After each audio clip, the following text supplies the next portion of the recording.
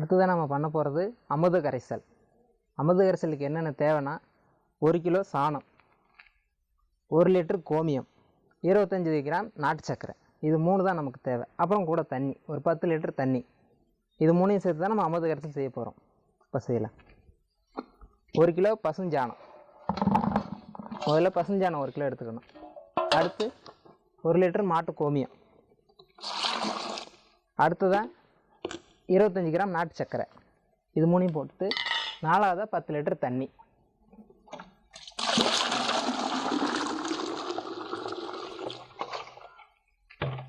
இதை நல்லா கையால் கரைச்சிக்கணும் சாணத்தை.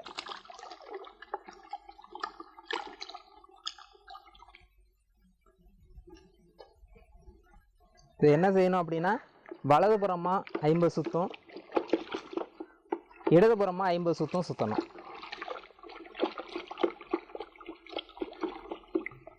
இது காலை மாலை மதியம் 3 வேளை சுற்றணும்.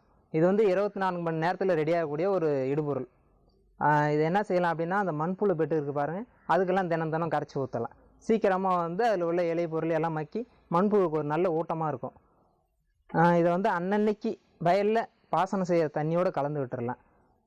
இது தெளிக்கிறதுக்கான அளவு 10 லிட்டர்னு சொன்னது தெளிக்கிறதுக்கான அளவு. இப்போ ஒரு ஏக்கருக்கு நான் விட போகிறேன் அப்படின்னாக்க 20 கிலோ சாணம், 20 லிட்டர் கோமியம், 2 கிலோ நாட்டு சர்க்கரை, இது சேர்த்து ஒரு 200 லிட்டர் தண்ணி சேர்த்து அன்னன்னைக்கு வயலுக்கு விட்டிங்கன்னா சீக்கிரமாக வயல் வளமாயிரும். இது நம்ம இப்போ மரக்கண்ணுக்கெல்லாம் குழி எடுக்கிறோம் பார்த்தீங்களா, குழி எடுத்தால் அதில் கொஞ்சம் குப்பை போடுவோம். அந்த குப்பை மக்கறதுக்கு கொஞ்சம் நாளாகும். அதனால் என்ன பண்ணால் குப்பை போட்ட உடனே இந்த அமுத கரைசல் அன்னன்னைக்கு தயாரித்து ஒரு 2 நாளைக்கு ஊற்றிங்கன்னா சீக்கிரமாக அந்த இடம் நல்ல உயிரோட்டமான இடமா மாறிடும். அதில் நம்ம தேவையான மரக்கண்ணுகள் எல்லாம் வச்சுக்கலாம். இருக்கிறதுலே ரொம்ப குறைச்ச நேரத்தில், அதாவது 24 மணி நேரத்தில் ரெடியாகக்கூடிய ஒரு பொருள் அமுத கரைசல்.